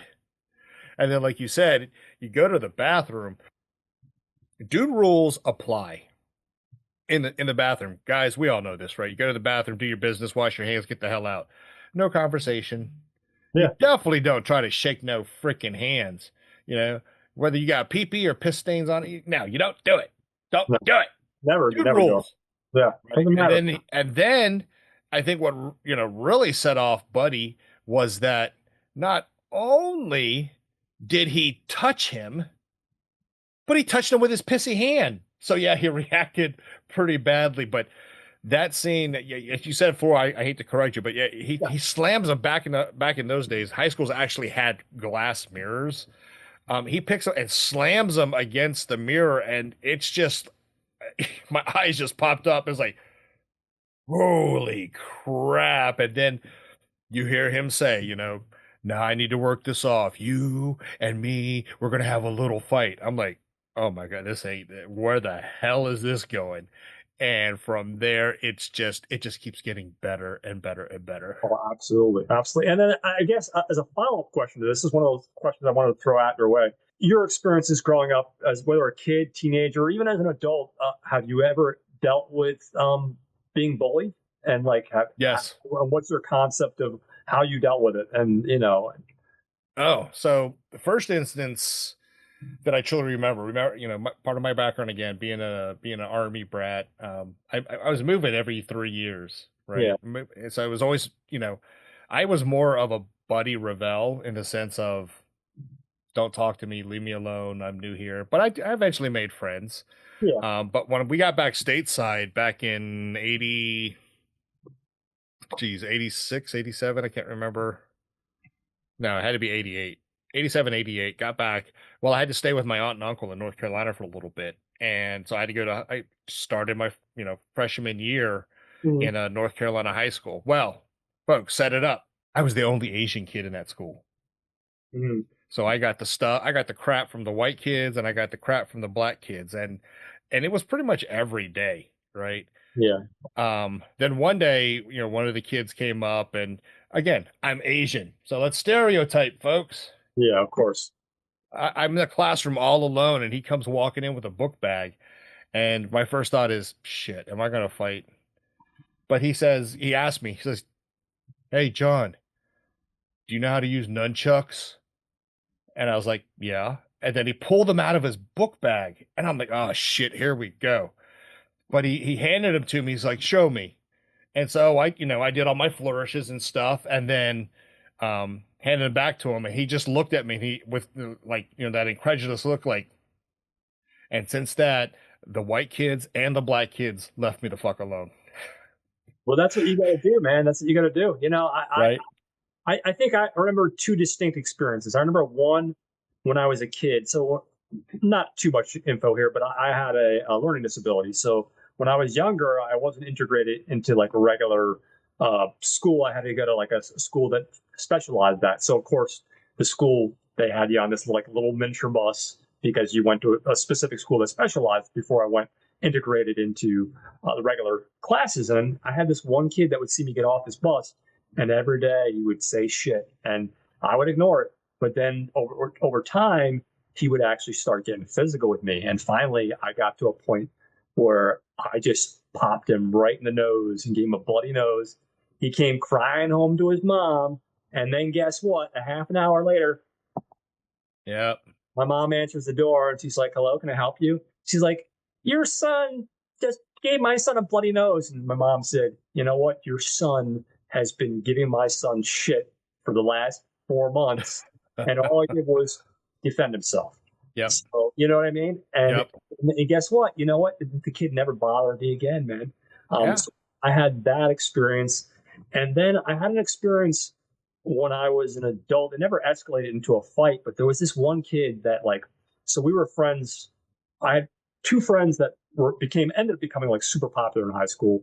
And we had that one mutual friend who was the kid that would be like the good looking all-star quarterback, basketball, baseball. And he was one of those kids that thought he was going to eventually move on to the NFL. And he thought his shit didn't stink. And by the time he got to high school, not only did he forget about me as a friend, but he also proceeded to pick on me and treat me like shit. So we never got physical because it never came down to that. But he would give me shit and I would just give it to him back just as hard. And the thing is, the kid had like a stutter. So like everybody was in love with this kid. I would make fun of him. I'd be like, you make him fun. You know what I mean? Like, but Right. I would let him have it because I just didn't give a shit. You know what I mean? Yeah. It was one of those guys. You got to stand up for yourself. You got to stand up for yourself. Like to your point, right? Some people, you either got to physically or, metaphorically punch him in the nose, let him know, stop it. You're being a dick. You're being an asshole. You're being a bitch. Stop. I mean, not to get too much into my own personal views, but so like, and nowadays, like with the kids, like they say, the whole anti-bullying thing. And of course, you never want to bully. You never want to encourage someone to be a bully. But what I don't like is I feel like the philosophy they teach kids nowadays is you avoid getting in a fight at all costs. And my philosophy has always been, even my parents taught me this, you know, if someone's saying names, you can snap names back or you can ignore it. But the minute it gets physical, you have to, it's prison rules. You have to establish that even if you do kick the shit out of me, I'm not going to be worth doing a fighting again because I'm going to go down fighting and I'm going to probably possibly even beat you. You know what I mean? Yeah. And I feel like that's not taught. Like you don't want to encourage kids to fight, but also, like I said, if someone's getting physical, you need to be able to defend yourself. And even if you, like I said, even if you lose the fight, it doesn't matter. That kid is not going to pick on you the next day Right. because he knows that you're not going to be an easy target. That's that kid's problem. That's a kid that probably has a bad house, growing up in a bad parent home situation, Right. and he knows he's going to move on to the next person, or maybe he'll stop. But Right. like this current philosophy, I feel like, and I'm sorry guys, this is a bit of a rant. This current philosophy seems to be that like, no, you don't bully at all costs, and of course, no, you don't bully, but you also need to be able to tell that bully, I'm not going to take your shit, and I'll fight your ass, and that'll teach the kid that, like I said, move on to somebody else. I Yep. feel sadly, I don't believe once a bully, I think always a bully in my personal opinion. But like I said, he will move on to somebody else. And I personally, I don't think, like I said, parents, I think they're so obsessed with trying to put that message of not bullying that they're forgetting that, like, if you're the victim of it, you can't just ignore it. At a Right. certain point, you have to do the thing that shuts the kid up, Right. and that sometimes is violent. Yep. I don't know about your own personal, because you're actually a parent. I'm not a, I don't have any little guy. Oh yeah. I told my kids, my son, he's a better man than I am. Yeah, But my daughter, I taught both of them, like you said, if they just talk, fine, do what you want. But if they lay a hand on you, you turn them around and you hit them in the nose. And I told him, my part of my background studied a little bit, um, you know, 3 rules of fighting to like end the fight like that. quickly. Um, and their question was, well, what if I get in trouble with the teacher or the principal? I'm like, trust me, I'll deal with their asses. You know what Yeah, I mean? It's like, don't do that, right? Just you defend yourself. My brother or not my brother, my son to his credit is a great brother. He sticks up for her when it needed to happen. So yeah. Well, I'm glad to hear that because, like I said, I never want to encourage people to go out of their way to fight. But on the same token, I do personally feel like I see so many people that are just teaching their kids that, like, no, you're supposed to just basically ignore it and move on with your day. And that whole being the better person thing is great. But when you have someone that takes it to a physical level, you can ignore the name calling. But once they take it to that physical level, you can't just sit there. yeah, You know what I mean? yeah, So, it's like you said, it's not to belabor this, but it's at different times, right? Back yeah, then when we fought, right? Whether I won some, I yeah, definitely lost some, right? But at the end, you got up, you dusted yourself off. Sometimes you shook hands, sometimes you didn't. The point was, it was over and done with, and you moved on. That was it. yeah, No, no, not absolutely. this. No, yeah, I just wanted to, the reason I brought that up is obviously this movie has a big theme of the movie is obviously a guy that's, caught in a situation where he got to fight the big bully. So obviously I felt like it was relevant. So moving on to the script, we see Jerry try a wide variety of different strategies, I can make words to avoid his fate. None of which work, and some of these include trying to reason with Buddy. Um, Jerry's friend Vincent actually plants a switchblade in Buddy's locker in a bad attempt to get him kicked out of school. Now, Jerry sees this and he goes, "What are you, stupid?" He's like, "No, they're going to find the switchblade and they're going to throw him out." And he's like, "No, you don't understand. This kid's not that stupid. He's going to open the locker, see the switchblade, and he's going to know it's me." His friend Vincent tries to open the locker, and all of a sudden he forgets the code.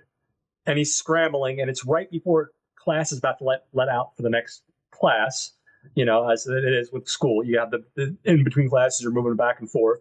And of course, they're not able to get the switchblade out. So now there's a switchblade in the locker, and that's not going to lead to good things, which I'll talk about later. Jory's sister Bree suggests him skipping school. She's like, "You should just take off." And Jory soon realizes that's not going to work because he goes out to the parking lot and he's like, that's, maybe I will try that. And he goes out to the parking lot, he goes into his car, and he basically sees in his steering wheel the switchblade stabbed into the steering wheel with a note basically saying, "Be there at 3 o'clock. There's no escape." Right. So we get a picture painted very early on. Buddy is not messing around. He's pissed off, and you're not going to get out of here. Now, this is when we're introduced, to make matters even worse, to our security guard, the Duker, Mitch Pileggi. Mitch Pileggi sees him, and he goes, "Oh, you're trying to ditch school? You're trying to leave?" And he's like, "No, no, no. I just wanted to get something for my car." And then he sees the switchblade, and he's like, "Oh, and you have a weapon as well." So he takes him to our principal, the dean of discipline, Mr. Dolinsky, who warns Jerry that he's got his eyes on him and he's under suspicion. Jerry's other attempts to avoid the fight includes getting up in front of his English class. He's supposed to give a book report to Miss Farmer. Miss Farmer is a smoke show, and he realizes that maybe, hey, I can get detention, and then that way I won't be able to be in the parking lot at 3 o'clock. So she tells him to get up and give a book report, and he's like, "I'll give you a book report, all right." And he lights a cigarette, and he gives him a book. He gives an oral book report on a book called Honey Goes to Hollywood, and Honey Goes to Hollywood is basically like a sleazy, torrid tale of basically like a hooker, I guess. and like I said, and it's all an attempt to get detention and avoid the fight. And basically, he talks about a part in the book where Honey meets the Australian soccer team, and he tells his hot teacher, Miss Farmer, "Kind of made me think of you." And she just looks at him, and she starts to take her glasses off and stares at him intently. He approaches Miss Farmer and he says, "I was in bed reading Honey's Adventures, gripping my imagination, and I know I had to tell you about it." And this is where they start playing the music, and there's this intensity, and you can kind of see this intensity on his face. He's got the cigarette. He's playing it almost like a film noir, where he's approaching the hot broad with the client, but he's approaching her, and she's got the glasses off, and she's just staring at him, and she's like, "I know I had to tell you about it." And Miss Farmer says, "Jerry, I hope this is going somewhere." And Jerry says, "It's going somewhere, all right." Yeah. He said, "Oh yeah. What's your favorite book, Miss Farmer?" And Miss Farmer says, "Turn of the Screw." And he's like, "What a coincidence." And then he kisses her. So there's this guy. I love that moment. I absolutely adore it. And then he faints to the ground, which I thought was kind of a little bit weird, but I guess he was overcome by the kiss. He faints to the ground, and he wakes up in the nurse's office. She tells him, "Hey, take this cobbler. I know you're hypoglycemic." He says, "I don't care about the cobbler." And finally, he gets an idea. He talks to his buddy Vincent. He says, "Hey, listen, we need to get out. I need you to buy me some time so I can go into the school store." His buddy Vincent pulls the school alarm, and all the school empties out into the parking lot. Now he finds this one guy who's a jock. I think his name is Craig, and he approaches Craig. He says, "Hey, Craig, I heard a year ago you helped. I don't know. We'll just say Tom. Tom was in a fight, and you helped him. He was getting bullied." And he says, "Can I talk to you?" And at first, Craig doesn't want to talk to him, and he's like, "Well, come here. What do you want?" And he explains this whole situation.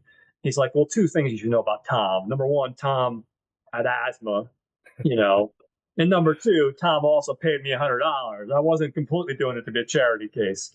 And he's like, "Well, how much would you need from me to help me, take on Buddy Revell?" And he's like, "For $450, Buddy Revell will no longer be a problem." So the school alarm has been pulled. Everybody's outside. So Jerry gets the idea to go back to the school store. So he goes to the school store. He cracks open the register, and he takes $450. He comes back out to the schoolyard. They still haven't got inside yet. He gives the money to Craig, and basically we see next Craig have an altercation with Buddy, and he basically goes up to him and he's like, "Hey, I heard you've been picking on my friend Jerry." He's like, "Well, guess what? That's not going to happen anymore." Well, apparently Craig's not such a badass, because Buddy just grabs him by his finger and twists him, and I think he I don't remember the exact fight sequence, but I think he throws him to the ground. And at that point, he punches him. He knocks him out. Yes, he knocks him out. I didn't remember the exact fight sequence. He knocks him out, and unfortunately, Craig is no longer a helpful friend. We'll put it that way. We find out that things didn't go well because Vincent comes back and he says, "Hey, listen, I just talked to Craig, and but he didn't want to give you the money back. But he's like, oh, I felt bad. I didn't want him to give him back the full $150. For his troubles, I let him keep $100. And of course, Jerry's like, you let him keep $100 because he took this money from the school store. It doesn't belong to him to begin with, so he's freaking out. But at this point, Jerry's at a point where he's like, well, I tried to bribe Craig. Craig got his ass kicked. He's like, let me try this approach. And the approach that he tries, he actually just tries approaching Buddy directly. He goes up to Buddy and he's like, listen, I'm not trying to be a pain in the ass. I really don't want to fight you. This was all just a big misunderstanding. He's like, what if I gave you $350? Would you back off? He's like, yes, I would back off for $350, but you're an absolute coward. Jerry doesn't like being called a coward. He reaches his breaking point and he goes, you know what? Screw that. Give me the money back. The fight's on. Now, Buddy doesn't give him the money back, of course, because why would he do that? He just made $350. 3 o'clock finally approaches, and hundreds of teenagers show up in the parking lot ready to watch Jerry get slaughtered, basically. Because let's face it, Jerry's 5'3" and Buddy's probably 6'3". Now, Principal O'Rourke, Mr. Badass himself, pops out and he tries to break things up. He's like, listen, Jerry, you're going to go home, and Buddy, you can meet me in the principal's office. Basically, Buddy says, no, I'm afraid that's not going to happen today, Mr. O'Rourke. Buddy doesn't initially lay him out. It's when Principal O'Rourke goes to grab his shoulder and then says, hey, go in the main office. Jerry, go home. And then he lays him out. He does not like being touched. Franny and the Duker both attempt to diffuse the fight. Luckily, Franny just gets pushed away. She gets pushed away to the ground. She's not too bad. Duker also gets knocked the hell out, Who would have thought the Duker, man? The Duker wasn't living up to his Duke title. To bring things up, Buddy knocks out the Duker and pushes Franny away. Meanwhile, Jerry, much smaller, holds his ground, surprisingly. He's taken some hits. But he refuses to give up because at this point, in his mind, he's just a guy that had a misunderstanding. He's been pushed to the edge, and he's not going to go out. He's not going to go out without a fight. Essentially, Vincent distracts Buddy, and Buddy drops his pair of brass knuckles. Now, in this moment where Vincent distracts him, Bree grabs them and slips them to Jerry very quietly, and then at this point, we get like the final crescendo of this fight where Buddy goes in for this big knockout, but he's going in for the swing. And what we don't see is that Jerry, behind his right arm, behind his back, he's got the brass knuckles on.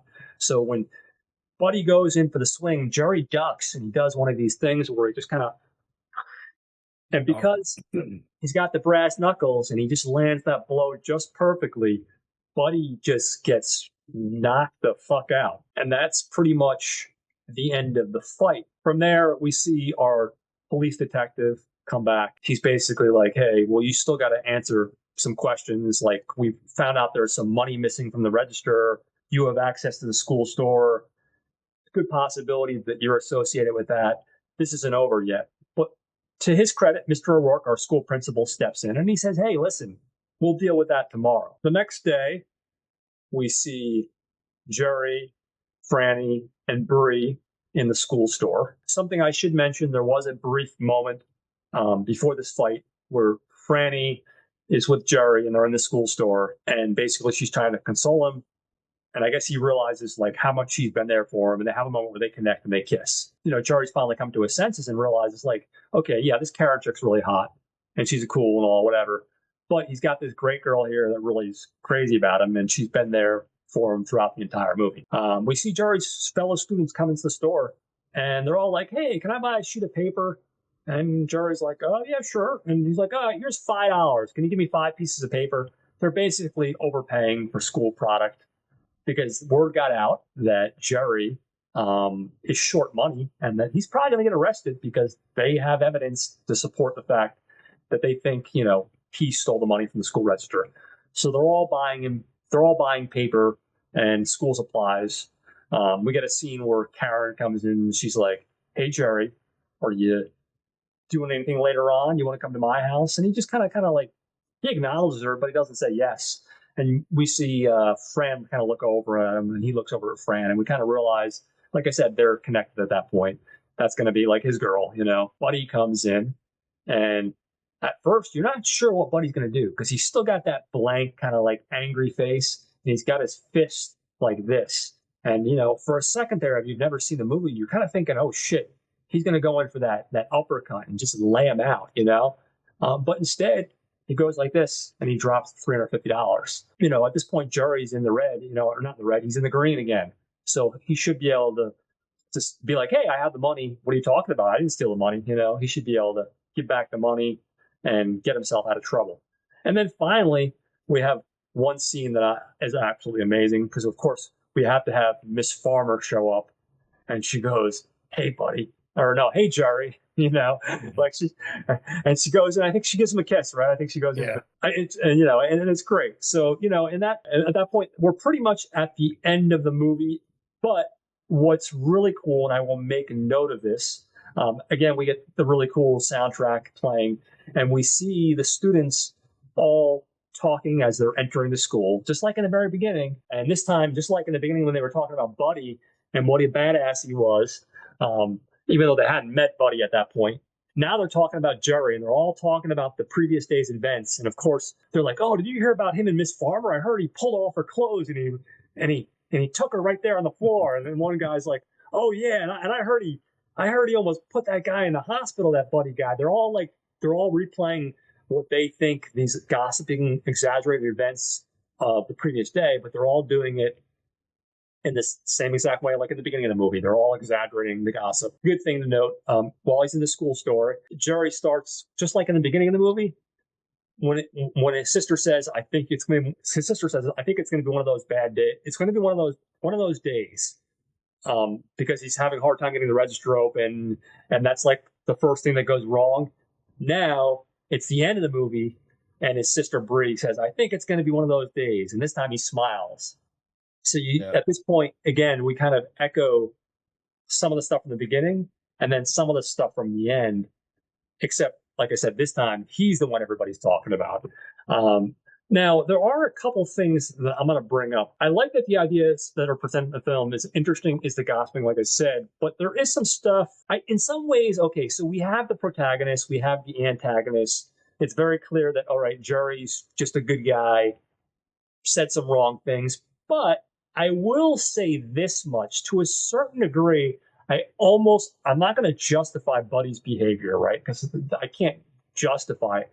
But keep in mind, people are gossiping about him. They're not basing anything on actual facts. In the beginning of the movie, they're all gossiping about him. They're all basing what they think he is based off what they heard, based off the way he dresses, maybe the car he drives. But they're all basing this opinion about him. And then you have that going in. But then you also have Jerry, like we talked about in the bathroom. You know, it's not that you would automatically assault somebody from doing that, but on the same token, if somebody approaches you that in that manner in a bathroom the first time, you're taking a piss and they want to shake hands and tell you about how they want to write a school article about you, it might rub a lot of people the wrong way. So while I'm not saying Buddy is a good guy, I do support a little bit of the theory of, I can kind of understand the thought process of why Buddy is kind of pissed. Now, obviously, he is kind of like the rebel without a cause kind of guy. He is that badass character, so maybe he would be more inclined to act that way than your average person. But I'll tell you what, if anyone comes up to me and I'm taking a piss and they want to shake my hand, I'm not going to take it the right way. I'm not going to lay them out because that's not who I am. But the right person or the wrong person might, like I said, might take that the wrong way. So I do say that Jerry's not a villain, but I will support the idea that I do think Buddy kind of almost has a reason to be angry. You know what I mean? Yeah. Maybe not to take it to the point to where he took it, but he definitely has a right to be angry and a little bit annoyed because, like I said, people in this school think they know him. They really don't. They all think he's a badass, he's the idiot. There's even a scene which I didn't talk about where Jerry is trying to talk to Buddy in their math class, and the teacher thinks that they're cheating. So they call him into the principal's office. The principal basically says, "Hey, listen, so you're telling me, Jerry, that you were cheating off Buddy?" The principal, Mr. Rourke, says, "Oh, there's a very simple way to clarify this right away." He's like, "Buddy, I'm going to put two math problems on the board, and if you can solve them, well, then we know that that's what Jerry was doing. He was trying to cheat off your paper, but otherwise, we know that's not the case." Well, guess what? He puts those two math equations on the board. I'll tell you what, I couldn't figure them out. I'm fucking horrible when it comes to math. Guess what? Buddy gets his ass up there and he surprises everybody and he gets the math problems perfect. You know what I mean? So again, supporting my idea that people have this preconceived idea of who they think Buddy is. And don't get me wrong, he does fit some of that category.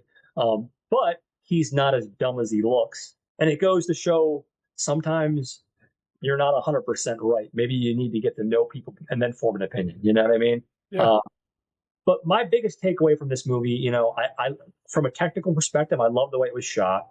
I liked the fact that it had a darker tone, things that I enjoyed.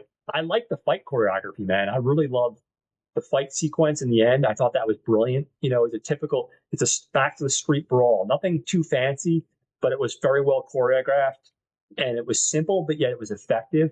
I love that. I love the supporting characters like the sister, Franny, you know what I mean? Yeah. The characters like Miss Farmer. I mean, it takes the idea of the 80s teens comedy, but it gives it its own unique identity. It gives it a little bit of a darker tone. And I still think, even though it's an 80s comedy, it's one of the 80s comedies that still also has something to say. And I think for me, that message is don't automatically come to an opinion about someone until you know them. And that's not the whole message, but I think that's a big message. And then the other one probably is a very simple one. We were talking about bullying. Don't take shit from anybody. Go out there and give it your all, man. Because Yeah. if you don't, it's gonna just keep on happening. You know what I mean? Yeah. And those are for me. Those are probably my big thoughts on the film and probably my overall takeaway. I mean, overall, I would have loved to see our main man Jerry get more roles, man. I think he was really cool. I mean, he's short. And I hate to say it, a lot of short guys don't always have a big career in Hollywood unless you're Michael J. Fox, or Tom Cruise. But the stuff I saw him in, like Biloxi Blues and Mice and Men and a lot of other stuff, he actually had talent. You know what I mean? Even Fran, Yeah. she was great. So I think for me, this movie is without a doubt a thumbs up, big thumbs up. Definitely got to thank you for picking it because it reminded me what a great movie this is. But anyway, I've been jabbering this entire time. I want to hear what your thoughts are on this film. 3 O'Clock High is one of those quintessential films that, number one, I just fell in love with it because it kind of bucked the trend, right? It was during the Hughes era, right? All these, Pretty in Pink, Breakfast Club, all that kind of stuff. This is a movie, we mentioned Spielberg. He did produce this film, right? There's differing stories, but here's the tell sign that this was a Spielberg production. Again, look at everyone who's behind the cast, writers, all that good stuff. Who did the movie poster? The legend, Drew Struzan, right? He does Spielberg posters, period. It wouldn't have been done otherwise. Now, this movie was all about high school, right? That's that part of high school. People seem to they either went through, heard about, or just didn't know about. And the gossip, right? You got the gossip, the different stories nobody knew. The darker side, right? There was fights. They still had the crazy exploits of what happens, but they were like realistic, right? Here I am in charge of a student store, which I remember, which was awesome because that's back in my day. It was about pencil fighting. If you guys don't know what that was, you should look it up. Pencil fighting. We bought all many pencils as possible to rob that, to pay somebody to fight for you, or pay somebody off, anything to avoid the fight.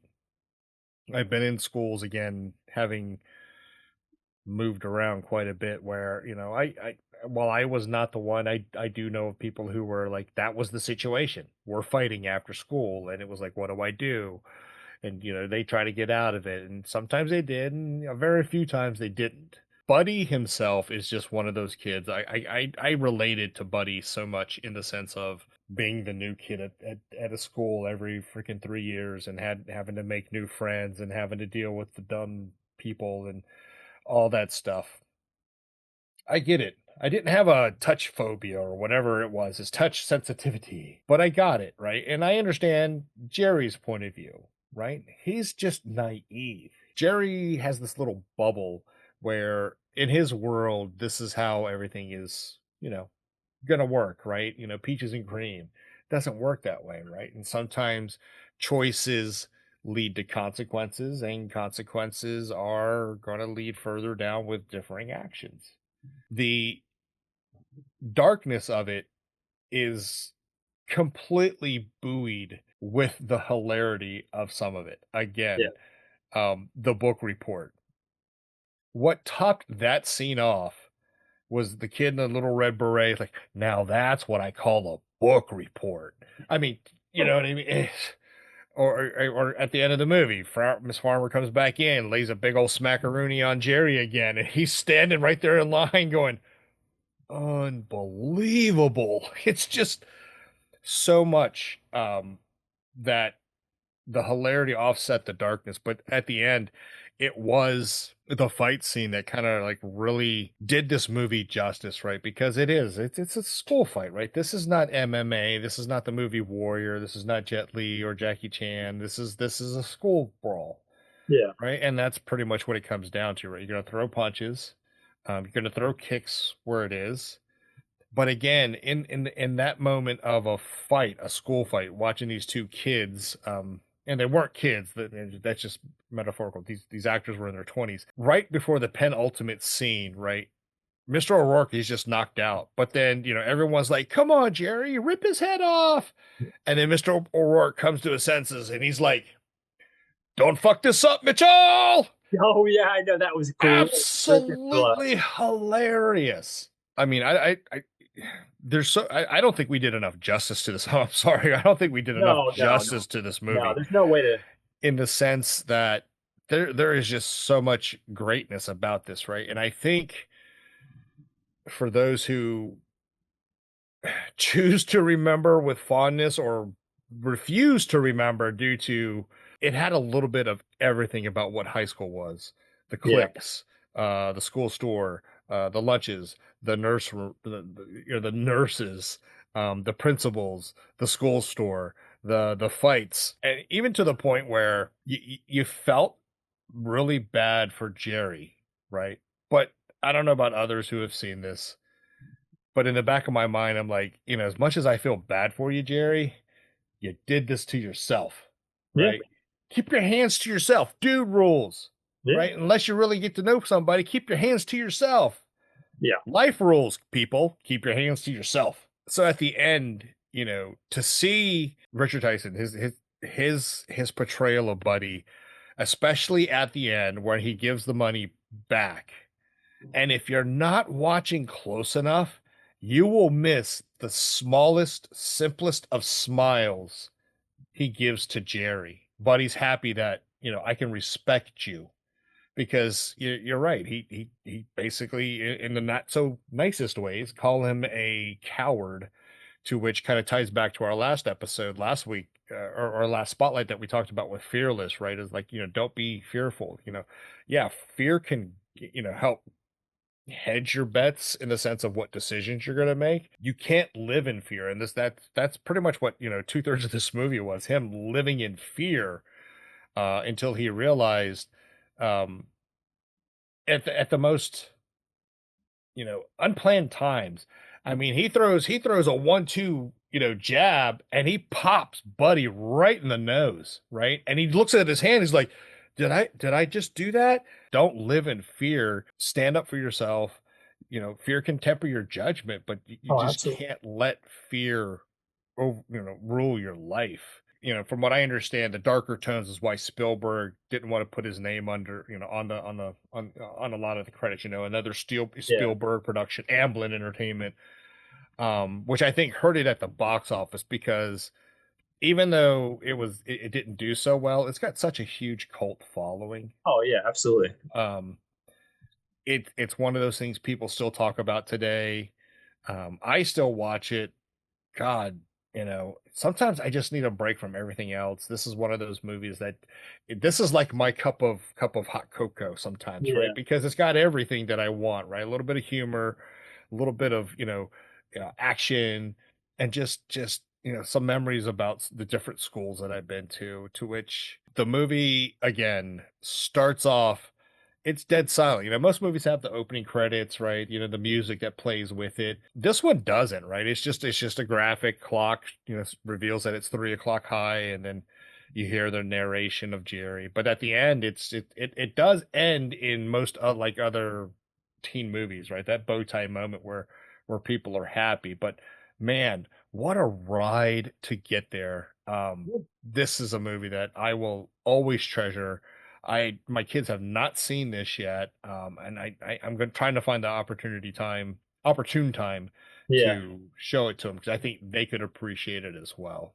yeah. No, absolutely, no, for sure, man. And I think it has the bow tie moment to your point, but I love the fact that it circles back to the idea of like in the beginning where they're everyone's this gossip of this idea of what they think happened versus the reality of what actually happened. I love that that's a theme that they make it a point to have in the beginning and the end. To me, that's such a brilliant move. It's such a simple move, Yeah. but such a brilliant move. So here's one question I forgot to ask you. When it comes to movies that deal with bullying, it could be comedy or it could be a more serious film. Do you have any ones that you enjoy? Maybe if not at the same level as this. Yeah. So, excuse me, folks, while I let me clear my throat, man. So here's one going back. I'm going dark, folks, Mm, because and it is hard to find nowadays. But I don't know how many people remember seeing it or actually own a copy. 1985, a made for HBO movie called Fortress with ooh, Rachel Ward, okay. based on true events where basically kidnappers um, kidnap a school teacher and the kids. Oh wow, And at the end, they kind of have their bow tie moment, right? It nice. it is a very dark, kind of horror, kind of thriller movie. Hmm. But it's one of those where the kids, they went from meek little weak little kids to dealing with these guys. Yeah. Outside of that, oh yeah, Barry Gordy's The Last Dragon, Oh, there you go. There you go. right? Martial arts. That's a movie. I don't know what, like you and Troy are like obsessed with martial arts, which I think Yeah. I have a big gaping hole in my martial arts knowledge, but that's one that I absolutely adore. I picked Yeah. that one up last year on the Yeah. 4K. It looks great. Yeah, absolutely. The last movie I can think of that's one of my favorites that revolves around it, A Christmas Story. There you go. That's a When Ralphie is whooping Scott Fargus's ass. finally it's had enough. I mean, in tears, he's whooping the tar off that boy's Oh, ass. I know that's awesome. That's a great moment. That's Yeah, a wonderful moment. So yeah. I'm going to start with most of my stuff is lighter fare, but I'm going to start with a movie also called Bully. But this one's a 2001 film directed by Larry Clark and had Devin Mm, Sawa and a bunch of other people. It's based on a true story about, I guess they end up killing this teenager because they just pick on him. Really dark movie. But then we have stuff like lighter fare, like Angus. oh yeah, Angus. Course. Back to the Future, of course. You got some bullying going on there. McFly, is anyone home, McFly?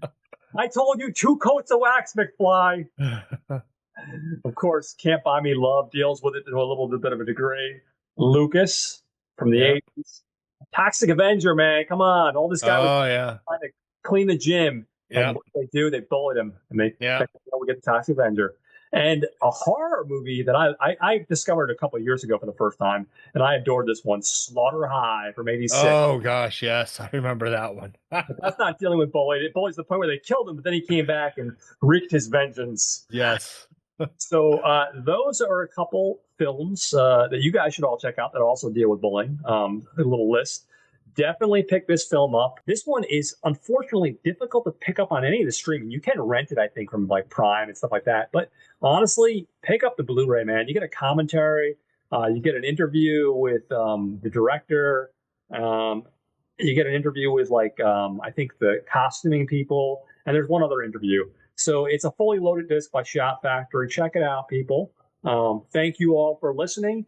If you like what you're hearing, guys, do us all a huge favor. Hit that like button, leave a comment. And if you're really feeling extra generous with your love for us, hit the share button, man. Put us on your Facebook page. Check it out. You can look forward to this episode. It'll be popping out this upcoming Monday. So that's going to be something fun to check out. And then we'll also have another episode coming out in a little while for Last American Version. So we're going to be talking about that. And then after that, we're going to be talking about the Mads Mikkelsen film, Riders of Justice. And then finally, we're going to be talking our next Spotlight episode. We're going to be talking about Fat City. So that you have a handful of films you can look forward to. Fat City can be found on Tubi and YouTube. The Mads Mikkelsen film, Riders of Justice, you can find that on Tubi. It's only this film and Last American Version that are a little bit harder to find. So that's our lineup, guys. Quick shout out to some podcasts you guys should be listening to. Definitely check out Troy and Brad with the Not a Bomb podcast. Every week they talk about films that were either a commercial or critical failure at the box office. This Friday, they're releasing their mega episode covering Watchmen, and they're talking about the 2 animated films. They're talking about the ultimate cut. I think they're going to be talking about the graphic novels. It's going to be a banger of an episode because there's a shit ton of stuff they're talking about. So check out Troy and Brad. As you can see, my love here for Not a Bomb, guys. I got the Not a Bomb T-shirt here. You know, that's my loyalty to you, Troy and Brad. See, I got Not a Bomb merchandise going on here. Check out TeePublic if you want to support their T-shirts. So, of course, Gentleman's Guide to Midnight Cinema with Will and Sam. They just released an episode on a film called Steppenwolf. Sounds absolutely amazing. Of course, Watch Skip Plus with Jose and Mike the Wildebeest. They just talked about 28 Years Later, which released on Sunday. And if you guys can't get enough of me, or if you're not sick of this face, you can wait. This weekend, I'm going to be on where we talk about Megan 2.0, and I will give the full feedback on what I think about that film. They were kind enough to have me. So check out Watch Skip Plus. We got, of course, Raiders of the Podcast. That's coming up this Sunday. They're dropping their new episode. I know one of the films they're talking about is Space Quest, which I love. The second film, I'm pretty sure, is a Larry Clark film, but I can't remember the name of it off the top of my head, so I apologize, guys. So check out Raiders of the Podcast. Those guys are amazing. Caliber 9 from Outer Space with Rob and Joe. They do a drive-in double feature episode where they talk about 2 different movies. Check them out. Well, who am I missing? Am I missing anything? Oh, Alex's channel, but I think that might be on hold for right now. A little bit of a hiatus. Yeah, a little bit of a hiatus. That's Friends with Cinefets, but he does have a back catalog. Death by DVD with Harry Scott Sullivan, and Harry does a wide variety of things. He talks movie reviews. He does I'll call them trailer dumps, where he has a slew of trailers of unique films that you might have missed. And then he also, does interviews with independent filmmakers. So yeah, that's it, guys. Check out all those wonderful podcasts. And again, thank you for listening. I hope everybody has a great weekend.